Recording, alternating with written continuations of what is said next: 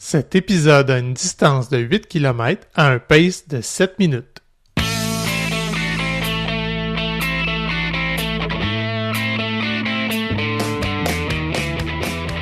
Salut, c'est Coach Bill. On est de retour pour une saison 3 de Coureur.io dans une formule renouvelée. Ici Coach Frank. Évidemment, on poursuit notre mission de vous accompagner dans votre pratique de la course à pied, en étant pertinent, mais surtout en ayant bien du fun. Moi, c'est Coach Isa, la petite nouvelle qui joue à l'équipe. Mets des souliers, prends des écouteurs, parce qu'on part pour une belle course ensemble.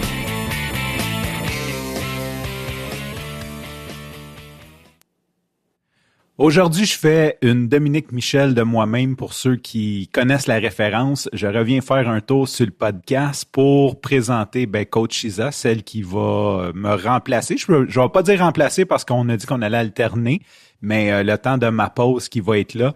Et je dois admettre que j'ai eu très, très peur parce que Coach Bill, le pertinent, voulait parler de drop. Et je lisais ses notes et j'avais aucune idée de quoi qu'on parlait. Fait que je me suis dit, c'est une bonne affaire, je prenne une pause, je pense.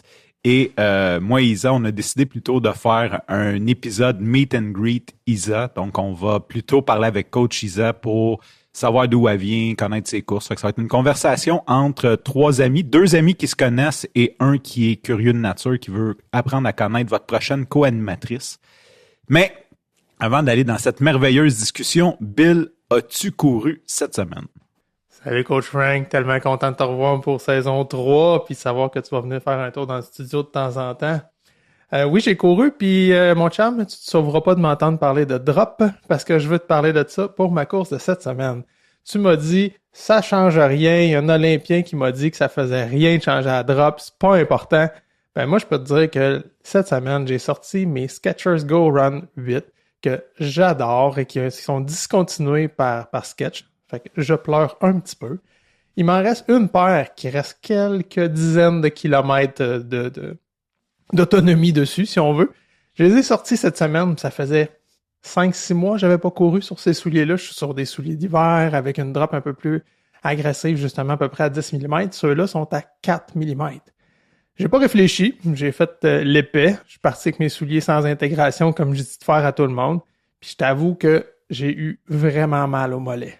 Fait que je vous expliquerai dans un autre épisode, parce que Coach Frank m'a censuré pour celui-là, mais on y reviendra. Moi, je peux te dire que la drop, pour moi, ça a fait toute une différence. Moi, je veux juste rappeler, j'ai pas dit que ça valait rien. J'ai juste cité un Olympien qui me disait que c'était n'importe quoi l'histoire de la drop. Fait que je veux juste mettre ça au clair. Je pense pas que c'est de la bullshit. Je fais juste citer d'autres sources. Puis toi, Coach Frank, as-tu couru cette semaine? Oui, j'ai couru et quelque chose de très le fun. J'étais allé au mont Arthabasca. Tu sais, je pense dans la vie, moi, j'aime ça comme faire une petite progression tranquille. Tu sais, ma vie, c'est comme une petite marche, un long fleuve tranquille. Je suis sarcastique présentement. J'aime ça quand c'est une grosse pente glissante qui marche pas. Et là, j'ai été gâté parce que c'était comme ça fondait. Fait que c'était juste de la glace. C'était comme une trail. Je suis pas habitué de courir en trail, du dénivelé puis de la glace. Fait que finalement, c'est une rando sans me péter à la gueule que j'ai fait. Et toi, Coach Isa, premièrement, bonjour, bienvenue.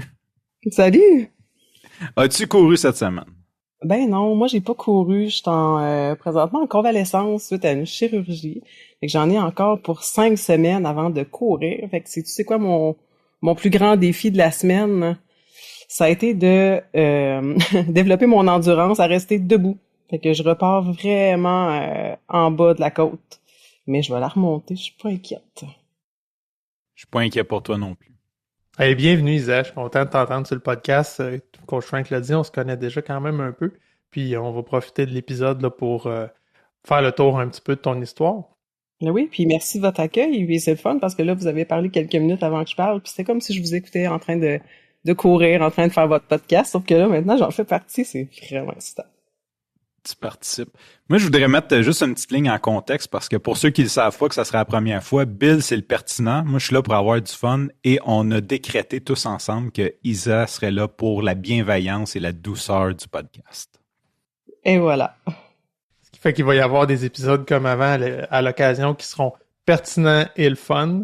Il va y avoir des épisodes qui vont être bienveillants mais tout de même pertinents. Puis il va y avoir des épisodes qui vont être fun et doux et pertinent. Je vais aller chercher le côté émotif, là. Yes, sir. Ce qui est émotif, là, dans la course puis dans l'expérience des gens. Avant qu'on aille plus loin, j'aimerais ça qu'on fasse un petit retour. On a eu énormément de réactions cette semaine de votre part, de la part des auditeurs. Et encore une fois, je vais me répéter, là, mais je vous en remercie. C'est notre paye. C'est tellement gratifiant pour nous de lire ça. Et puis, il y en a un qui particulièrement, moi, m'a touché. Puis, je pourrais laisser renchérir Coach Frank, Coach Isa. Il y a Caroline qui nous a écrit un super beau courriel avec son histoire complète. Qui disait qu'elle avait perdu le goût à la course à cause d'une pression de la performance. Elle a nommé aussi l'hostie travaux de marde, que j'ai adoré. J'ai gardé l'expression. Il y a l'OSM de Montréal qui fait de la musique, puis on a l'OSM sur coureur.io qui est l'hostie Strava de marde. Et puis, elle a quitté Strava, dit « Ok, non, ça marche pas, ça me met juste une pression incroyable. » Retour à la course. Récemment, une amie qui lui a partagé notre podcast. On la remercie. Et puis, elle me disait que l'épisode « Ralentir pour aller plus vite » a été un éveil pour elle, a mis des mots sur quelque chose qu'elle sentait, puis l'a aidé à accepter, à, je vais dire, courir plus lentement et avoir du plaisir. Là. Je pense que c'est ce qu'on prône depuis le début, le plaisir en course. Fait que merci Caroline pour ton retour. C'était vraiment plaisant de lire ça. En fait, le shooter devrait être à la personne qui l'a référé à coureur.io, là, mais Caroline, pareil, merci. Non, c'est pas vrai, ça nous a tous touchés. Je pense qu'on... puis je voudrais en profiter, moi, pour... c'est plate parce que ça vole un peu la vedette, parce que Caroline a vraiment fait quelque chose de big. Mais j'ai eu cette semaine des amis qui m'ont dit hey, comment on s'inscrit sur Strava, parce qu'il était juste pas, puis on a parlé du groupe. Puis on a eu justement quelqu'un qui s'était ajouté au groupe et qui nous a écrit je me suis inscrit grâce à coureur.io. On est en train d'augmenter le pool. Mais ce que je veux dire, c'est merci à tout le monde. Il y a eu bien des tags de coureur.io puis que les gens disaient bon repos coach Frank. Fait que ça m'a vraiment touché. Puis il y a même certaines personnes qui m'ont tagué personnellement. Fait que j'avais jamais vu autant de tags sur Strava. Fait que merci à tout le monde qui ont pris le temps de m'envoyer cette bienveillance et bons mots. Tous ceux qui ont envie de nous écrire comme ça aussi, de nous partager, on sait que c'est quand même un petit effort supplémentaire là, après avoir écouté votre épisode, puis après votre course, de revenir puis d'écrire, mais encore une fois, on vous en remercie. Les moyens, il y a évidemment l'infolette, qui ça, c'est encore de l'information qu'on diffuse. Si vous n'êtes pas inscrit, vous pouvez vous inscrire sur coureur.io. Il y a un endroit pour s'inscrire à l'infolette. C'est une très courte infolette. Hein. Ça, on fait un retour sur le sujet de la semaine d'avant, puis c'est du contenu inédit. Sinon, il y a le formulaire de contact sur notre page web. Si vous voulez nous écrire un courriel, on a le groupe Facebook avec pour soit commenter sur les épisodes qu'on publie là ou tout simplement le Messenger. Vous pouvez nous écrire en direct puis on répond généralement assez rapidement. Sinon, Coach Frank vient de le nommer, il y a le groupe Strava dans lequel vous pouvez être membre, faire des commentaires sur vos courses ou même taguer le groupe, ce qui fait que tout le monde du groupe vous voit, puis nous, on voit ces interactions-là. Quand vous taguez le groupe coureur.io sur votre course, soit en commentaire ou dans la description de votre course, nous, on a une petite pop-up, puis c'est cool, ça nous donne le goût, on va voir, on va lire, puis on a un petit peu l'histoire de votre course, quel épisode vous écoutiez, par exemple, puis c'est vraiment cool. Fait qu'aujourd'hui, on accueille Isa. Moi, je connais un petit peu ton histoire, Isa, mais pas tant que ça. Fait que, tu sais, mais Frank voulait te découvrir, puis surtout pour nos auditeurs. Je pense que ça va être intéressant de savoir qui est la coureuse derrière cette nouvelle voie. Et puis, fait que j'aimerais ça entendre un peu, tu sais, d'où ça part pour toi la course, pourquoi, y a-tu des hauts, des bas, puis à quoi ça ressemble ton histoire de coureuse? Ben oui, je vais vous parler de ça. C'était comme pas très clair à quel point j'allais reculer vers l'arrière, mais je pense que c'est intéressant de le faire. Moi, je suis kinésiologue de formation. Au départ, je suis venue à Trois-Rivières pour faire le cours en pratique sage-femme, où là, j'ai pas été acceptée. Donc, mon deuxième choix de cours était l'enseignement de l'éducation physique. Fait que là, j'ai dit, je vais prendre le deuxième choix, puis je referai une demande la prochaine année. L'année suivante, je fais encore une demande, je suis encore refusée. Fait que là, je me dis, qu'est-ce que je fais? Est-ce que je reprends des démarches là-dessus? Parce que là, les années passent, je me dis, à un moment donné, je vais arrêter d'aller à l'école. Fait que je me suis dit, non, c'est bon, je vais rester dans le domaine d'activité physique. Sauf que j'ai fait un transfert en kinésiologie. J'ai gradué en 2014. J'ai pratiqué en privé, puis dans des gyms aussi, pendant 2 ans. Puis, suite à des événements contextuels dans ma vie, j'ai été en arrêt de travail. Puis, j'ai arrêté de pratiquer, puis je me suis dit, là, non, ça fonctionne pas, la kinésiologie, c'est pas mon métier. Avec du recul, je suis capable de dire aujourd'hui que j'avais peut-être pas trouvé ma niche. J'avais plein de choses qui me plaisaient, mais plein de choses qui me déplaisaient. On entrera peut-être dans les détails d'autres moments, là. Mais c'est ça, j'avais pas trouvé ça à ce niveau-là. Donc, je me suis retournée vers le tatouage. Donc, dans le moment, mon métier principal, c'est tatoueuse. Je suis tatoueuse depuis 7 ans. J'avais complètement mis de côté la kinésiologie. J'ai réintégré la course à pied avec les courses à obstacles, là, style bootcamp, X-Men Race, bambouette, pas trop de pression, tu sais, les temps m'intéressaient pas. C'était vraiment carrément pour le plaisir de le faire avec des amis. Donc, ça m'amène, je reviens, parce que bon, je suis retournée dans ma ville natale, je reviens à Trois-Rivières. Ouais, donc c'est ça, je suis revenue à Trois-Rivières. Contexte de vie un peu compliqué encore une fois.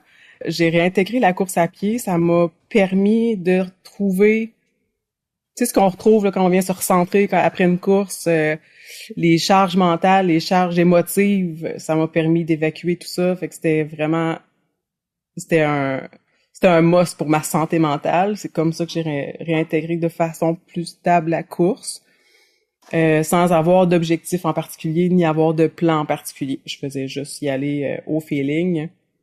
Et puis, j'ai eu mes jumeaux. Donc, je suis maman de jumeaux de 3 ans. Je les ai eus en 2020. Puis, à l'automne 2021, je suis en train de faire un tatou. J'ai une cliente régulière qui est une demoiselle qui avait déjà fait le défi par le passé, puis qui me dit « Ah, je me suis rembarquée dans le défi des demoiselles. » Puis « Ah ouais, tu sais, j'ai recommencé à courir tranquillement. »« Ah, tu pourras embarquer. » Je dis « Ben non, voyons, je peux pas aller faire 100 km de course. Là. Je cours 3, 4, 5 km, 1 ou 2 fois par semaine, tu sais. » Puis j'avais de la misère à débarquer. Ouais, j'étais encore même sur les intervalles. C'était difficile de faire du continu. J'avais atteint un plateau, j'arrivais plus à progresser. Puis tu sais, la kinésiologue en moi, c'est difficile, là.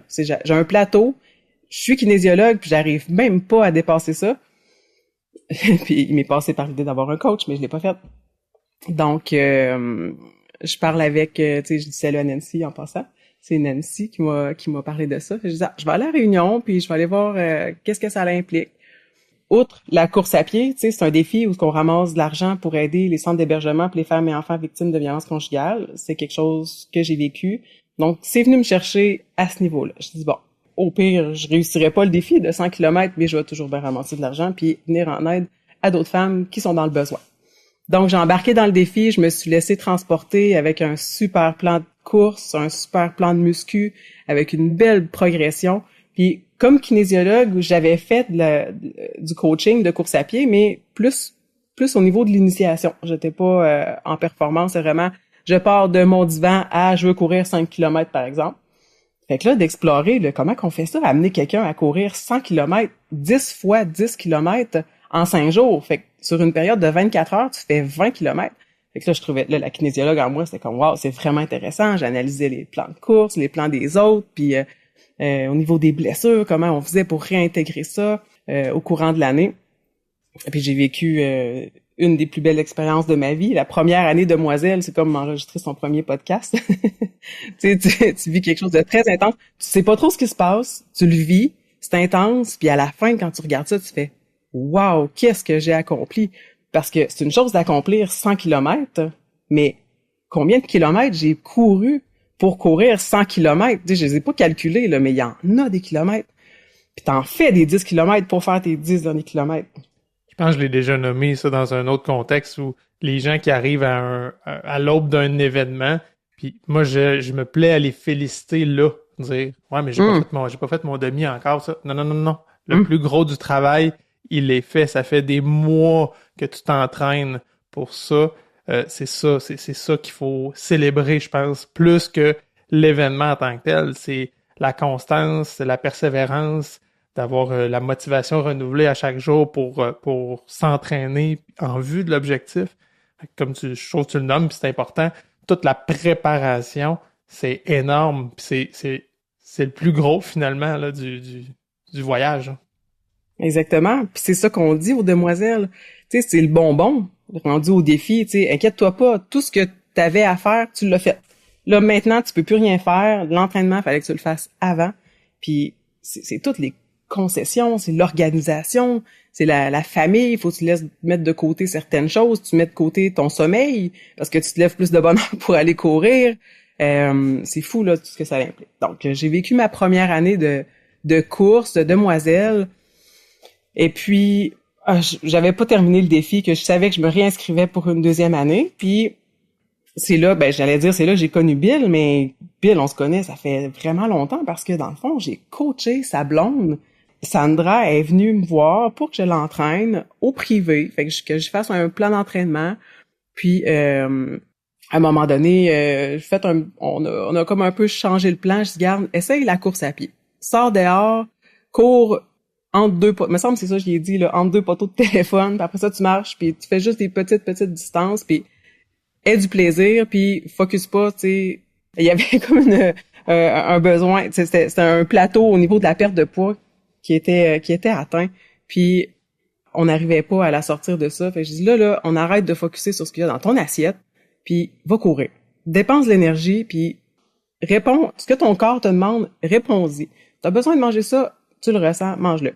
Puis en tout cas, je pense qu'on avait réussi à briser ce plateau-là. Puis Bill a expérimenté la course à partir de ça. Puis je le savais pas en fait, hein. Puis là, je te le dis, mais à un moment donné, tu m'as dit, hey, c'est grâce à toi que je cours. Puis là, je suis comme, pourquoi c'est grâce à moi que tu cours? Puis j'étais tellement plus dans la kin, puis je comprenais pas. Puis j'ai fini par comprendre ça justement, que c'est parce que j'avais coaché Sandra. Puis que là, toi, t'as expérimenté ça, puis t'es devenu complètement accro.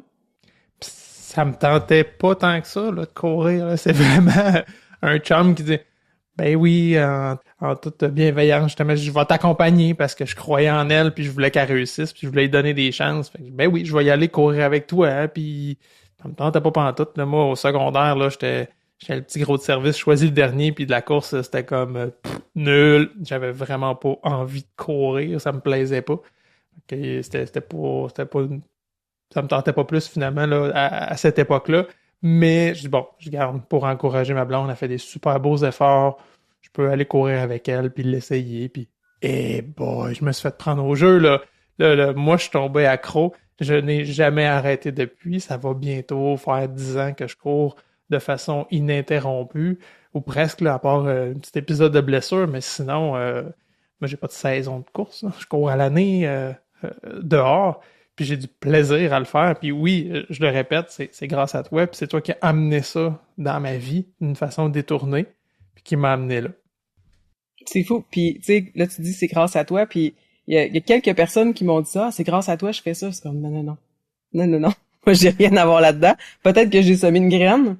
Puis c'est quand même important là de semer une graine. Mais tu sais, c'est tout toi qui l'as fait. Là, c'est fou là. Puis quand on vient faire un défi comme le défi des demoiselles, puis même si c'est pas obligé d'être le défi des demoiselles, là, c'est pas obligé d'être 5 km, ça peut être ton premier 5 km, là. C'est tout toi qui as le mérite, là. Je veux rebondir là-dessus. Vas-y. Parce qu'on a fait une grave erreur. À un certain épisode, on a dit que c'était Natacha Gagné. C'était grâce à elle s'il y avait un podcast, mais finalement, c'est grâce à Isabelle. Fait que Coach Nat, ça accroche. Désolé, tu viens de perdre ton titre. You're not a local legend anymore. Oh my God. C'est bon. Hey, non. Moi, je pense qu'il y a de la place pour les deux sur la marche. C'est bon. On leur donne chacun une médaille. Wow, c'est bon, ben hot. Bon, ben faudrait que je jase avec elle aussi. Je trouve ça intéressant. Donc, je continue. Dans le fond, là, après ça, ma deuxième année de demoiselle, moi, je suis partie pour la gloire. Là, c'est vrai, avant mon défi des demoiselles, j'ai le plan de faire un demi-marathon. J'ai jamais fait ça. Donc, on est une gang, on fait le demi-marathon, ça se passe super bien. Puis là, les enfants sont tombés malades, moi, la semaine précédente, le demi-marathon. Puis mon chum l'a attrapé, puis mon chum était supposé venir le faire, puis il était vraiment déçu, il a pas pu. Fait que là, sur notre dash, il y avait une affiche, il y a un deuxième demi-marathon dans 3 semaines. Fait que je dis, on va aller faire celui-là. Quelle erreur. Là, j'étais peut-être prête pour bonne idée. Ouais, c'est ça. Pour un demi-marathon, mais pas pour 2. Fait que là, je me suis blessée. Puis là, en fait, c'est pas sur le coup que je me suis blessée. Coach Bill est devenu mon coach de demoiselle.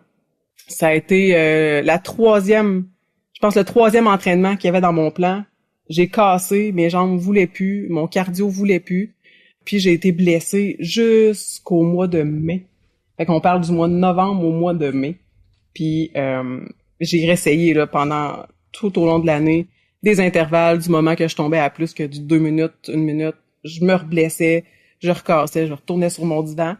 Et puis rendu au pré-défi, en fait là si je peux expliquer un peu ce que c'est un mini défi de demoiselles. Donc on fait 34 km, c'est 4 sorties de 8 km. J'ai presque pas couru durant toute l'année, puis Bill il est là, je dis comme ben c'est quoi je fais, tu sais, c'est quoi le plan? Ben, ils essayent de faire des 5 minutes parce qu'on embarquait sur le vélo parce que les autres filles courent en continu, fait qu'on peut pas juste marcher. Donc je dis OK, j'essaye ça, 5 minutes, mon corps a rembarqué pas comme par magie parce que bon, j'ai eu droit à des infiltrations de la physio et de la masso puis de la chiro puis encore de la physio. Finalement, j'ai réussi à rembarquer sur la track. J'ai pu faire mon 2e défi des demoiselles haut la main. J'ai réussi à faire toutes mes kilomètres. Mais j'ai été un petit peu rebelle, Bill, hein?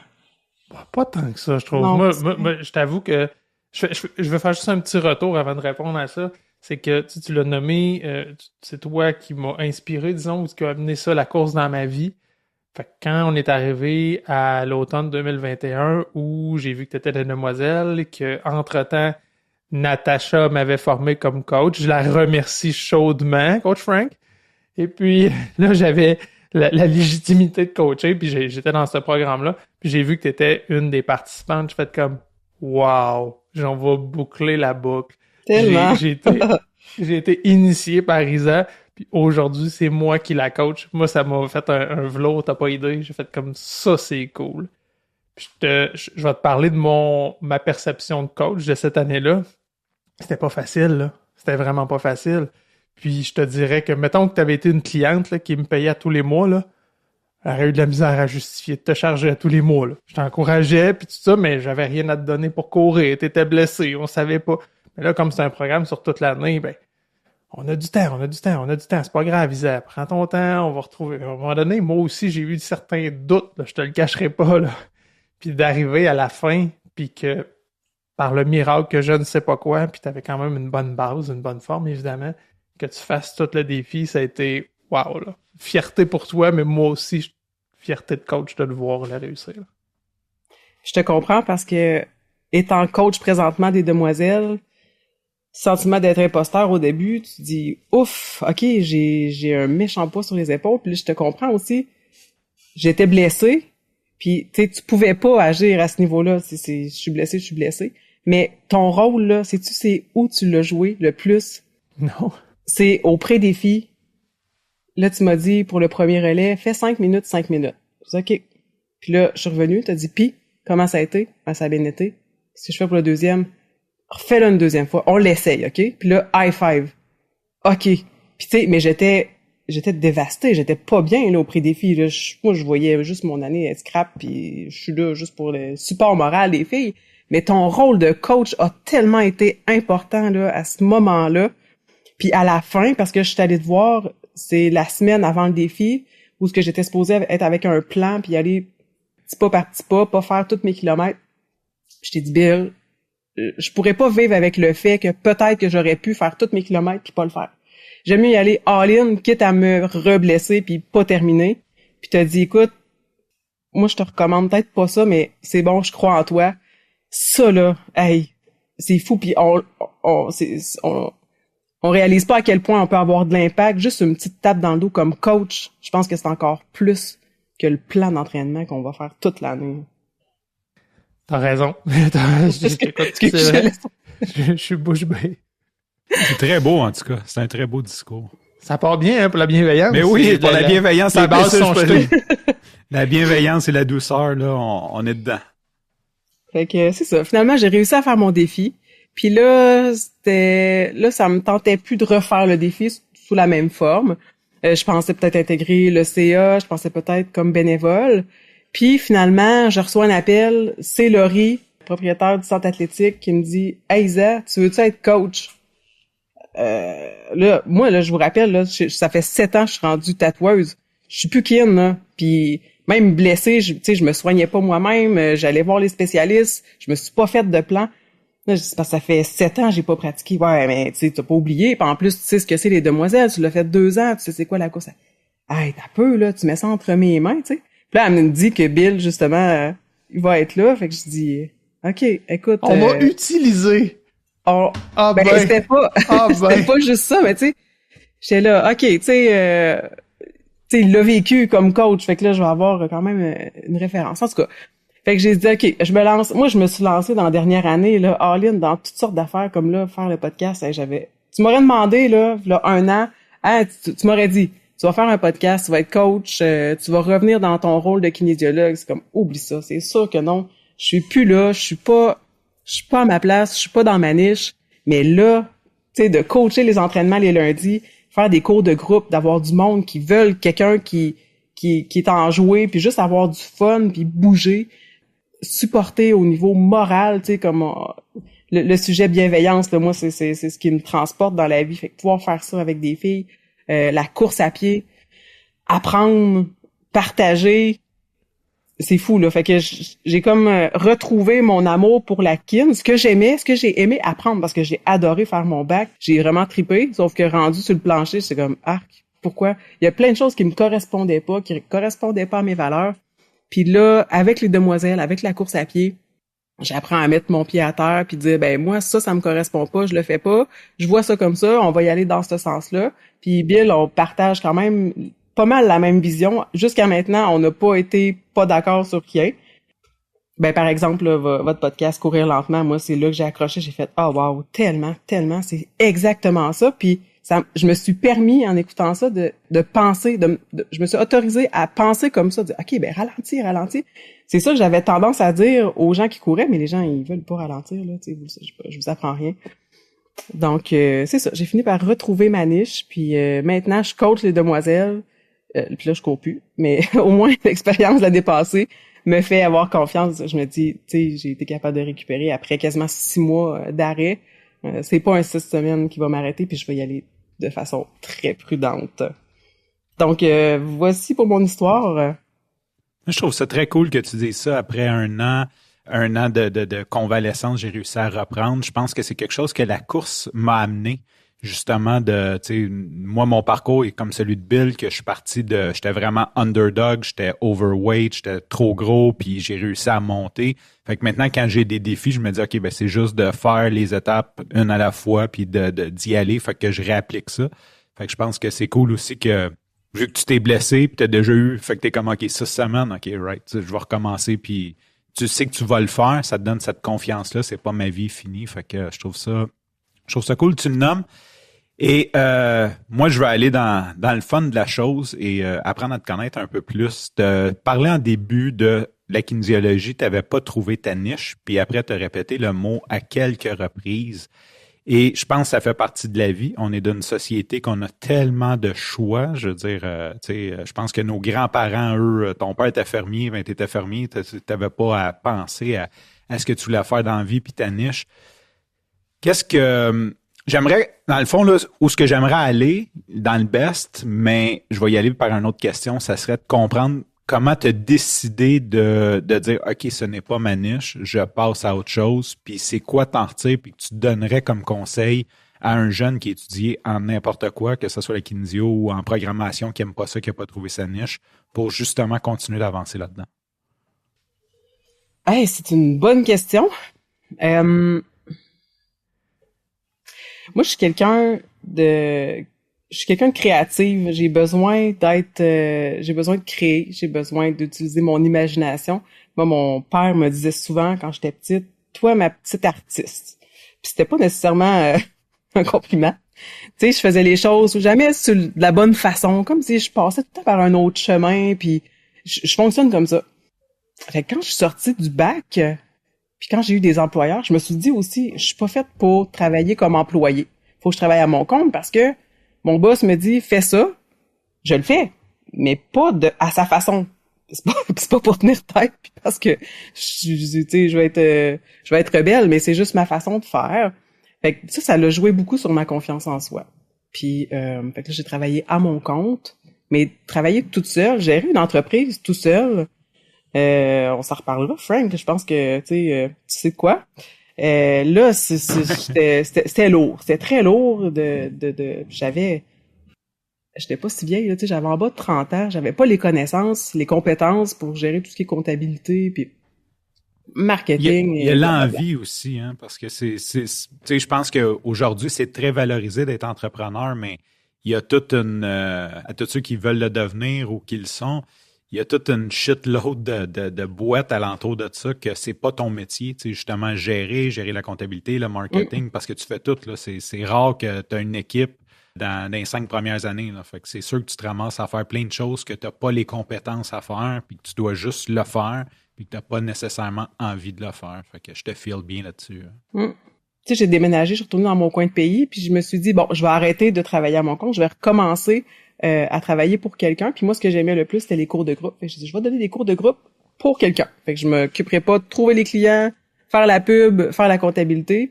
Puis, vois-tu, c'est belle coïncidence, là, c'est plate, mais je me suis blessée, je me suis fracturé deux petits os dans le dos, puis j'ai pas pu faire ma session, donc j'ai pas travaillé pour eux. Et puis, je suis allée, ça s'appelait Passeport Travail, parce que je savais plus du tout qu'est-ce que je voulais faire, je savais plus si je restais là-dedans ou vers quoi je pouvais me tourner, parce que là, t'es année d'aller à l'école, là. Fait que là, on faisait les tests qu'on faisait au secondaire là pour trouver ton profil. Puis ce qui est ressorti, c'était le côté artistique puis éveilleur. Puis l'aspect éveilleur, c'est ceux-là qui veulent changer le monde. Puis artistique. Puis là, puis là, le système, tu rentres ton code puis ça te sort plein de professions.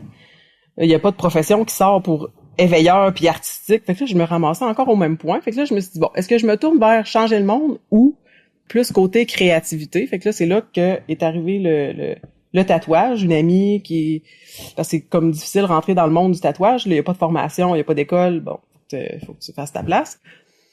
C'est ça allait chercher l'aspect artiste que j'avais besoin d'avoir.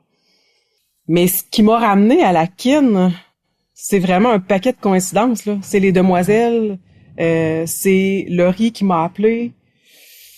Puis je me suis fait confiance parce que j'avais les connaissances, mais les connaissances, ça faisait longtemps que je les avais pas appliquées. Puis de remettre ça dans sa bouche, les mots qu'on a dans notre tête, c'est difficile aussi. Fait que là, tu veux une certaine crédibilité, tu veux pas avoir l'air fou. Faut oser, il faut avoir du guts, mais puis faire confiance un peu à la vie. Je sais pas, les gars, si vous croyez à ça, là, tu sais. Totalement. Moi, il m'arrive une bad luck, je suis là, OK, il y a quelque chose. C'est juste un point culminant d'autre chose, ça, là. C'est clair, c'est pas... je trouve ça très hot, ouais. Puis, je veux creuser un peu, puis encore là, c'est très égoïste. Tu dis que ton père disait à ma petite artiste que c'était pas nécessairement un compliment. Est-ce que tu penses justement ça a joué dans ton choix de carrière initial d'aller en kin, de dire, OK, tu sais, comme inconsciemment probablement, tu sais, comme de peut-être pas avoir choisi un métier artistique, parce que j'imagine, là je fais une corrélation avec mon père. Pour mon père, les artistes, c'était des pelleteux de nuages. Il n'y avait rien à apporter de bon à la société parce que c'était pas des gars de chiffres et d'action. Est-ce que tu penses que ça a pu jouer dans ton choix de dire justement, je vais choisir un métier qui est plus conventionnel pour ne pas déplaire à mon père ou je suis totalement champ droite? Ah non, t'es exactement au bon endroit, là. Puis au-delà de ma petite artiste, c'était, on gagne pas sa vie avec une passion. Fait que clairement, puis moi, au secondaire, là, j'ai pris chimie, physique, tout ce qui avait les maths fortes comme première option. Puis en secondaire 5, on avait le droit à 3 options. Fait que chimie, physique, puis j'avais le choix. Fait que ce que j'ai pris, c'est art plastique. C'est ça qui me faisait triper. Mais jamais j'ai pensé que je pourrais m'en aller vers ce qui me faisait vraiment triper. C'était pas une option. C'est triste. Bon, c'est fun. J'ai acquis plein de connaissances. Puis j'aimais quand même ça aller à l'école. Là. Tu sais, j'ai aimé ça apprendre. Mais si j'ai quelqu'un en avant de moi, là, un petit gars, une petite fille de secondaire 3, puis le conseil que j'allais donner, c'est quoi que t'aimes le plus là, dans tes cours? Va là-dedans. Tu sais, si t'aimes pas quelque chose, c'est lourd dans le quotidien. C'est pas le fun. Là, je suis chanceuse, tu sais, je fais du tatouage à temps plein, j'ai ma créativité, puis je fais de la kin un peu à temps partiel avec une gang que j'aime d'amour. Je suis bien entourée, fait que tout ça est positif. Mais je retournerai probablement pas là, dans la kinésiologie à temps plein parce que ça me fait pas vibrer autant que l'aspect créatif. Ben, un peu des deux. Je pense que c'est en plein ça. La kin est devenue un hobby dans le fond et non ton gagne-pain. C'est comme le contraire. Oui, Ce que tu estimais, c'est que tu allais faire quelque chose d'artistique comme hobby et travailler dans quelque chose qui n'est pas ta passion et tu fais le contraire. Puis moi, je l'ai réalisé après la mort de mon père parce que j'ai un profil un petit peu comme le tien, puis la créativité n'était pas mise en valeur chez moi. Moi, j'ai réalisé quand mon père est mort que j'avais comme plus de boss entre guillemets là, à plaire. Puis j'ai fait comme OK, mais je peux faire ce que je veux. Et c'est là que je me suis mis. Ouais, j'ai plus de compte à rendre. Puis là, c'est là que j'ai comme commencé à vraiment plus explorer ce côté créatif là de moi, puis de l'assumer, puis d'en être fier aussi.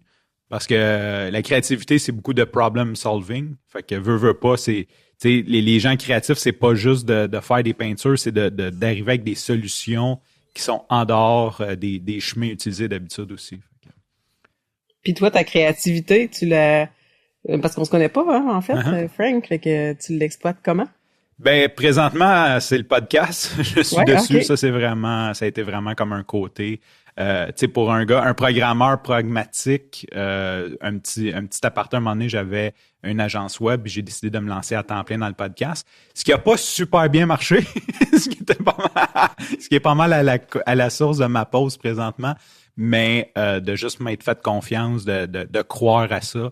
Et pour ceux qui le savent pas, ben j'ai dans ma bucket list de faire des shows d'humour, d'aller vers l'humour éventuellement. Ouais, c'est dans mes hot. Fait que ça fait partie de mon processus de vie. Fait que c'est comme ça que ça s'exprime. J'adore faire rire les gens. Il y a quelque chose j'adore faire rire les gens, puis je m'en vais vers ça éventuellement. Comme hobby au début, là, bien sûr, je pense pas quitter mon emploi de jour pour aller faire rire du monde, mais si un jour l'occasion se présente, bien sûr que je le ferai. Je t'encourage au bout, puis en passant. Tu sais, ce que tu dis, tu t'es lancé pareil dans le podcast, sachant pas trop, mais quand on a quelque chose qui vibre en dedans de nous, c'est sûr qu'on finit par atteindre le cœur des gens, puis on finit par trouver exactement ce qu'on a de besoin là, pour que ça fonctionne, puis là, ça marche super bien. Hey, c'est donc bien cool. Merci. Ça. Je vous écoute depuis tantôt, puis j'ai longtemps pensé que j'étais pas créatif parce que je suis pourri en dessin. Puis moi aussi. Ah, mais solide, là. Ben, même j'écris mal, c'est terrible. Fait que je me disais, ben, j'ai pas de créativité. Puis ça fait quelques années seulement que j'ai compris que la créativité pouvait s'exprimer autrement. Puis comme tu dis, il y a du problem solving là-dedans qui est le lot de mon quotidien au travail, qui est très, très cartésien en informatique, mais il y a quand même une nécessité de créativité pour trouver des solutions nouvelles à un problème nouveau ou à une situation inédite. Puis la course pour moi, puis le coaching, ben évidemment, c'est un hobby. Puis effectivement, des fois, la ligne est pas si franche que ça, puis on ne sait pas, hein, puis on peut faire l'erreur de prendre notre hobby comme un gagne-pain ou notre travail principal ou l'inverse. Mais pour moi, j'ai la chance que ça a été très clair depuis le début. J'adore ce que je fais du jour, je m'épanouis, je me réalise. Puis la course m'amène complètement d'autre chose. Le coaching m'amène complètement d'autre chose que j'adore, mais pour moi, ça reste, entre guillemets, un hobby. Là. C'est mon sideline dans lequel je me plais. Puis là, on a ajouté le podcast, une autre petite corde à l'arc. Oui, fait que t'es très, très créatif, Bill. Puis, tu sais, je vais juste surenchérir là-dessus. J'ai réalisé en faisant l'introspection que j'avais choisi la programmation parce que, justement, il y avait de la créativité là-dedans. Puis ça me permettait de dire d'en façade, genre, j'ai un vrai métier. Mm-hmm. C'est comme conscient ou inconsciemment, mais c'est vraiment là que j'en suis arrivé parce que dans la programmation, toi, t'es plus niveau TI, mais en programmation, je veux dire, il y a 1000 façons d'arriver au même résultat. Tu vas regarder, comme tu vas faire un examen, puis tout le monde, ça va fonctionner, puis il va y avoir 10 solutions différentes, 10 façons de penser différentes. Fait que c'est ça. Je suis à peu près sûr que je vais vous rejoindre les deux là-dedans. L'aspect de résoudre un problème, tu sais, c'est ce que j'aime, moi, de la kin. Et des fois, les filles, ils me demandent, tu sais, je sais pas, ils ont un bobo, puis... là, on se casse la tête, puis là, OK, on va arrêter ça, puis on va essayer telle affaire, puis là, hey, je m'excuse, tu sais, je prends ton temps. Non, j'aime ça. Moi, tu m'amènes un problème, puis trouver la solution, c'est tellement satisfaisant. Fait que ça soit la course à pied ou vos jobs, les gars, que moi, je comprends rien là-dedans, là. Vous me perdez. Non plus. Mais je suis sûre que ça vient vous parler, là. Amène-moi-en des problèmes, trouver des solutions, puis ça, c'est le fun. Ouais. Mais je fais un petit retour sur ce que tu as dit tantôt. Tu sais, j'ai dit qu'en 2022, 2023, en fait, ton défi demoiselle, on a bouclé la boucle parce que c'est moi qui t'ai coaché. Mais on est allé à un autre niveau. Tu l'as effleuré tantôt, mais dans l'édition de cette année, les demoiselles 2024, on coach ensemble. On est 6 coachs kin. Moi, je suis pas kin, là. On est comme jumelés. Moi, je coach Isa et kin. il y a 2 autres équipes comme ça qui coachent des filles, puis on a une quinzaine de filles par équipe à suivre qu'on se sépare au gré là, des semaines ou comment ça va. Et puis, Isa l'a nommé, on a le groupe avec nos filles, puis pour vrai, on est tellement alignés, là, c'est juste facile, ça va bien, on a une vision commune de la chose sans trop se parler. Fait que c'est très, très, très facile et amusant. Ça ajoute pas de lourdeur, au contraire. Puis même, moi, je me sens appuyé quand Isa est là, puis des fois, il y a des sujets où je suis moins ferré, ou c'est pas mon domaine. Ben, Isa peut répondre. Ce bout-là d'être co-coach, c'est un autre niveau de bouclage de boucle, là. Je pensais pas arriver là, puis pour moi, c'est le summum, là. On a beaucoup de fun. Pour ce qui est de mon histoire, il va rester à boucler cette année. Comme tu dis, c'est vraiment le fun de coacher ensemble. Puis, tu sais, l'aspect kinésiologie, moi, c'est l'aspect, tu sais, cérébral, connaissance, mais d'aller l'appliquer. Puis, souvent, je le dis à Billy, j'ai de la difficulté avec l'aspect, je suis super bienveillante, mais l'aspect tact, des fois, je pense tout de suite à la conclusion, là. Tu sais, le cheminement, c'est fait dans ma tête, puis j'ai la conclusion, puis là, je dis à la personne la conclusion, qui des fois peut passer un peu de travers. Fait que souvent, je demande à Bill, es-tu capable de me composer une phrase qui a du sens? Je veux dire ça. Dans le fond, tu fais comme le GPT chat. Connaissez-vous ça? Je viens de connaître ça. C'est ça, j'allais dire. Tu penses que c'est Bill, mais c'est Bill, il tape ça sur ChatGPT. C'est ça, ChatGPT, j'ai inversé. Ah, exactement, c'est très bon. Fait que c'est fou, hein, la complicité qu'on peut y avoir. Puis je trouve ça vraiment...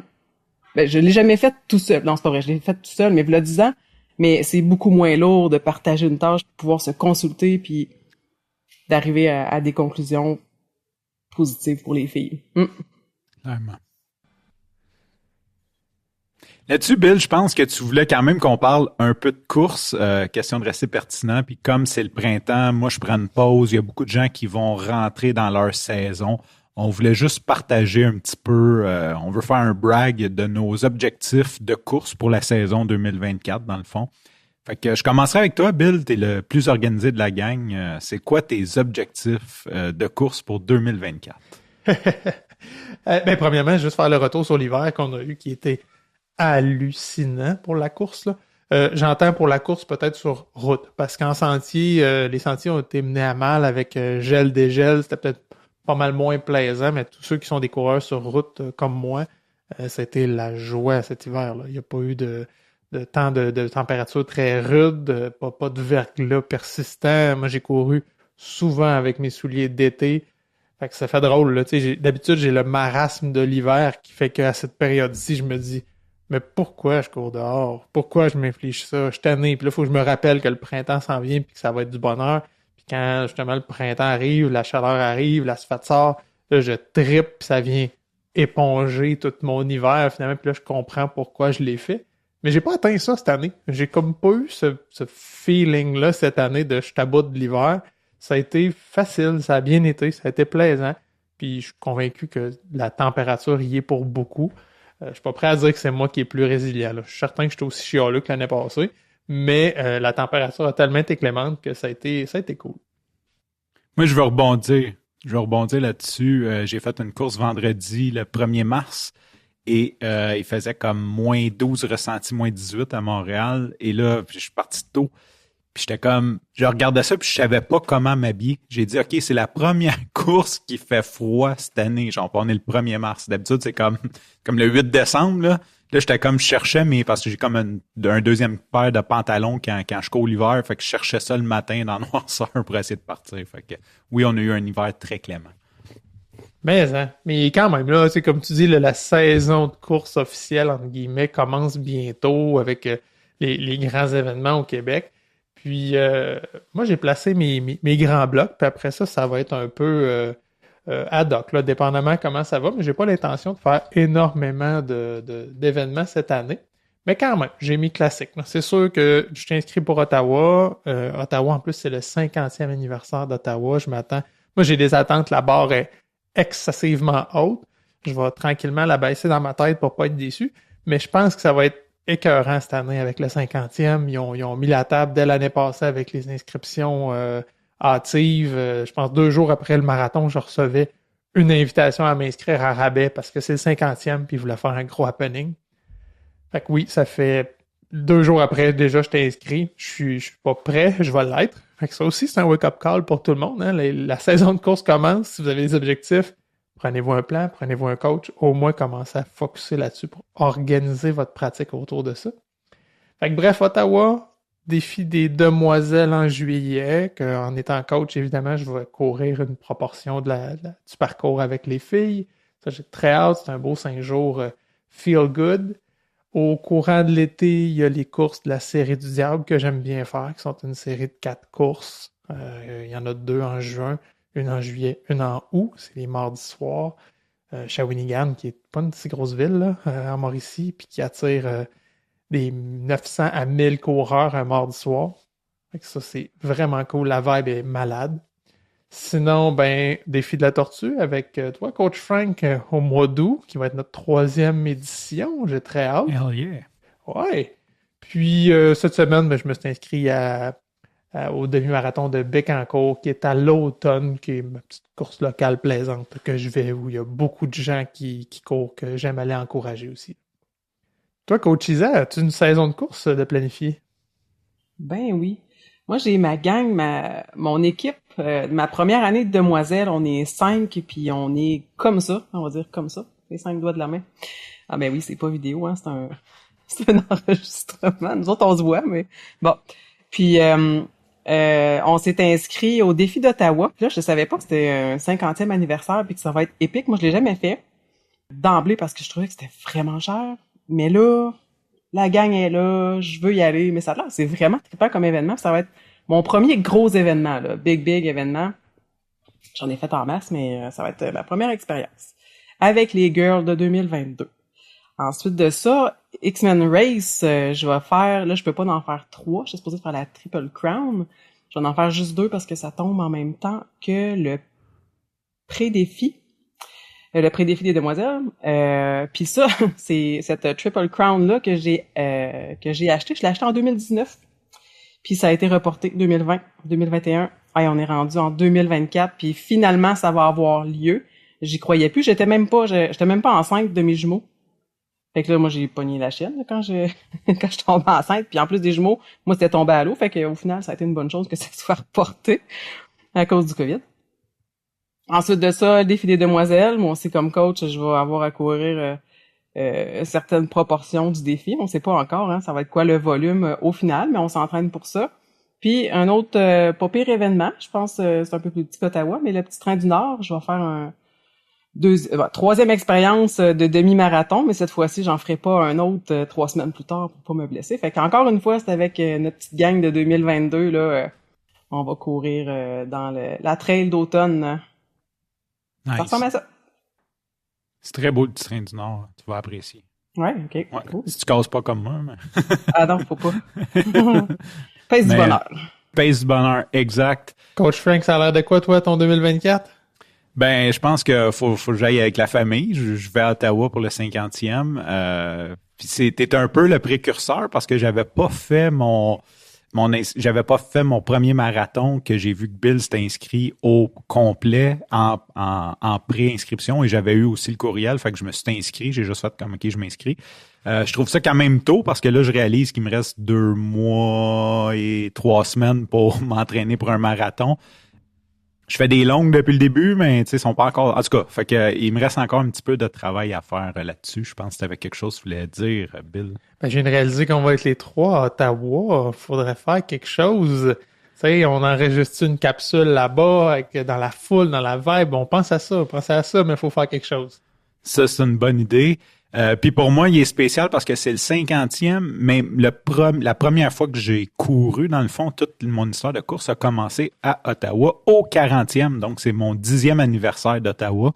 À part les années COVID, j'étais allé à chaque année à Ottawa, fait que c'est ma course, c'est la place que j'aime. C'est vraiment, pour moi, Ottawa, c'est ma fin de semaine. Je dirais même, c'est comme vraiment, pour moi, c'est vraiment un gros événement.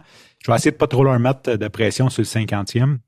La seule chose que j'ai peur, c'est que j'ai cassé à 2 reprises sur le demi parce que j'étais déshydraté à cause qu'il faisait trop chaud. Là, j'ai réglé ça en me traînant un sac d'hydratation. Là, j'ai hâte de voir sur 42 qu'est-ce que ça a de l'air parce que c'est ça. Fait que ça, c'est un petit peu ma crainte vis-à-vis Ottawa. Sinon, ben j'ai une autre course, mais je suis pas encore certain si je vais aller à Toronto avec l'équipe Endurance, Coach Dom et tout le monde parce que cette année, ils ont changé la fin de semaine de Bromont.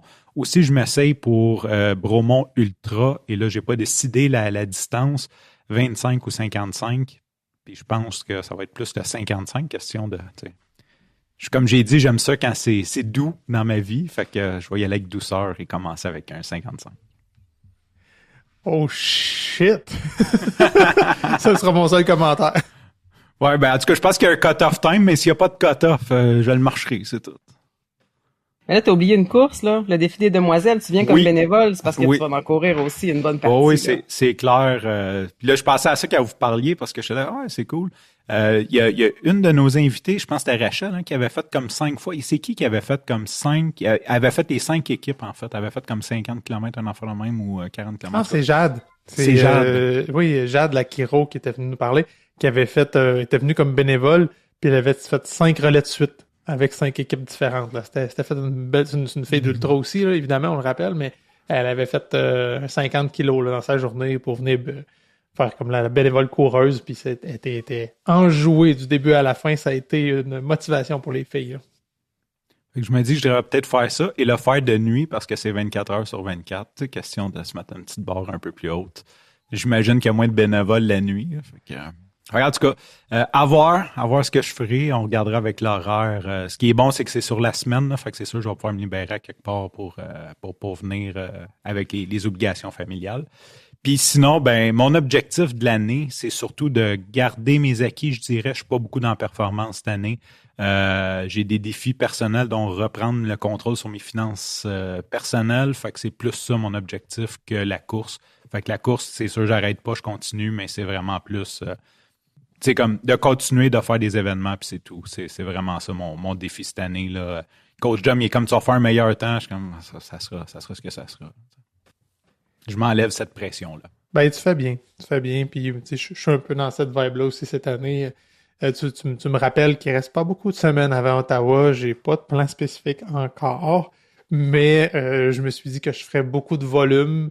Puis je suis pas dans la performance. Je veux être prêt, je vais avoir le corps prêt pour le faire, mais le faire dans le plaisir, puis j'ai aucun temps en tête. Je veux juste au moins le faire de façon sécuritaire, mais je cherche pas une performance. Fait que ça va être ça. Ce qui est le fun pour toi, c'est que même si tu fais pas de performance, t'as de l'air d'en faire une. Si, mettons, on va fouiner, là. c'est ça. C'est très subjectif, on va dire ça. Mais il triche. Je comprends. Il met son dossard sur le gars qui a le vélo, là. Oui. Aïe. Hey, en conclusion, je voudrais juste, on n'a pas parlé récemment, là, mais je vous rappelle qu'on ramasse toujours des questions aussi pour Doc Étienne, qu'on veut ramener sur le podcast. On veut faire un épisode spécial, avec lui sur vos questions. Déjà, on en a reçu quelques-unes, mais gênez-vous pas, envoyez-nous-les parce que généralement, ça nécessite quand même un petit peu de préparation aux recherches, dépendamment des questions. C'est pas toujours sa spécialité, mais il y a beaucoup de contacts. On vous invite, là, à nous envoyer vos questions, soit par le formulaire de contact sur la page web coureur.io ou le messenger de notre page Facebook. Hey, moi, je voudrais commencer, vu qu'on a toujours une plug à la fin et que Isa est notre nouvelle rockstar. As-tu quelque chose à nous plugger, Isabelle, cette semaine? Oui, la course des demoiselles. Donc, c'est pas le défi des demoiselles, c'est une course qui est organisée pour ramasser des sous, comme je le disais tantôt, pour les centres d'hébergement pour les femmes et enfants victimes de violences conjugales. Donc, ça a lieu le 8 juin. Il faut que vous mettiez ça à votre agenda. Ça coûte 10$ ou 5$ de plus si vous le payez le matin même. Il y a un 5 km de marche, puis de course, il y a un 300 mètres pour les enfants. Il y en avait vraiment des tout petits l'année passée. Là, vous pouvez venir avec vos tout petits, juste pour le plaisir. Il y a un 1 km, un 5 km puis un 10 km de course. Donc, ça a lieu à Saint-Boniface. Fait que ça serait le fun que tu sais, un gros événement. L'année passée, il y avait quand même pas mal de monde, là. Ça serait le fun, là, qu'il y ait, tu sais, 2-3 000 personnes, là. Ça serait cool. Rien de moins. Ouais, c'est ça. Mais non, mais pour vrai, ça serait le fun que vous veniez en grand nombre. C'est vraiment trippant, l'énergie. Puis ça vient encourager les demoiselles, parce que les demoiselles sont bénévoles à cette course-là. Donc, ils sont toutes situées à différents coins de rue. Puis vous pouvez les rencontrer, les encourager, puis c'est vraiment valorisant là, quand on voit qu'il y a une grande partie de la communauté qui vient nous encourager. Moi, je dis que ça devrait être plus cher, par contre. C'est vrai que c'est pas cher, hein? Parce qu'on veut on veut ramasser des fonds, là, tu sais. Fait que faut que ça soit accessible, mais je pense qu'on pourrait doubler que ça resterait accessible quand même. Ouais, donc les filles, les demoiselles, à la prochaine réunion, là, on suggère d'augmenter le prix. On augmente le prix parce que le but, c'est de lever des fonds, là. Puis je pense même en 2023, on achète un calendrier pour les scouts, puis c'est rendu ça, 15-20 $. Fait que, je pense pas que ce soit ce qui empêche les gens de venir à la course, là. Exactement. Ouais. Absolument pas. Coach Frank, ta plug? Moi, je voulais parler d'un autre podcast parce que là, vu que je suis plus sur coureur.io, j'arrête de plugger coureur.io. Non, en fait, puis là, ça n'a rien à voir avec la course, mais je veux juste faire un shoot-out. C'est Cédric Bergeron, qui est un humoriste qui a lancé un podcast. Il fait des jokes. Bref, il a passé par le milieu carcéral, fait qu'il fait beaucoup de jokes sur le monde criminel. Il me fait très rire. Et il y a un podcast qui s'appelle Au Parloir, qui reçoit des gens qui ont été en lien avec le milieu carcéral. Donc, beaucoup d'histoires de criminels. Quand on parle de créativité, eux, ils ont des problem solving à faire. C'est des histoires qui m'intéressent beaucoup. Je pense qu'on peut tous s'y attarder, écouter ça. Fait que allez écouter ça. Et petite primeur, je serai un invité à l'épisode 35 du podcast. Fait que je vais shooter out tout de suite, qui devrait être, je pense qu'il y a 9 épisodes d'avance, quelque chose comme ça. Là. Fait que dans quelques mois, je ferai un petit passage là-dessus. Je le repluguerai rendu là. Moi, cette semaine, j'avais pas de plug au début. J'ai dit, merde, j'ai pas préparé ma plug. Autant que Coach Frank dit que je suis toujours préparé, je mets de la structure. Là, c'est moi qui étais à côté de mes souliers. Et puis, vous l'aurez peut-être entendu dans l'épisode, il y avait un bruit de fond à un moment donné et c'était ma balayeuse robot qui est partie. C'était pas le bon moment, mais sinon, c'est toujours le bon moment de partir la balayeuse robot. Fait que je vous plug mon aspirateur comme ça, qui est magnifique et qui a changé notre vie. On a des animaux à la maison. T'es rendu qu'on passait l'aspirateur, le vrai, là, presque tous les jours parce qu'il y avait tout le temps du poil dans la maison. Maintenant, elle part à tous les jours pendant qu'on est parti au travail. On la passe pareil, la grosse balayeuse, mais c'est une fois par semaine, mettons, là, comme les gens normaux. Mais au moins, la maison est toujours propre, puis il n'y a pas du poil partout. C'est fabuleux comment c'est jouissif d'être assis sur le divan puis de la regarder travailler. Ah non, faut que tu partes avant de partir courir, comme ça, tu l'as pas dans les jambes, puis ça passe par-dessus le bruit de la TV. Tu peux pas écouter ton émission. Tu pars ta balayeuse avant de partir. Moi, vous m'avez convaincu, j'en veux une, puis c'est loin de... C'est juste par intérêt, puis je suis certain que ça va plaire à des gens. On dit un aspirateur parce que la balayeuse, c'est le robot qui passe dans les rues avec les balais. Fait que je vais juste le dire, parce que c'est souvent une petite erreur en français. C'est pas pour être snob ou quoi que ce soit, juste parce que pour la pertinence de la chose, la balayeuse est vraiment le camion qui passe dans les rues. Okay. Là, Coach Frank est rendu le pertinent du groupe. Ouais, pertinent et bienveillant. Et bien, on s'échange nos rôles. Puis plate. Hey, sur ça, Coach Isaac, qu'est-ce qu'on dit à nos auditeurs? On dit bonne course.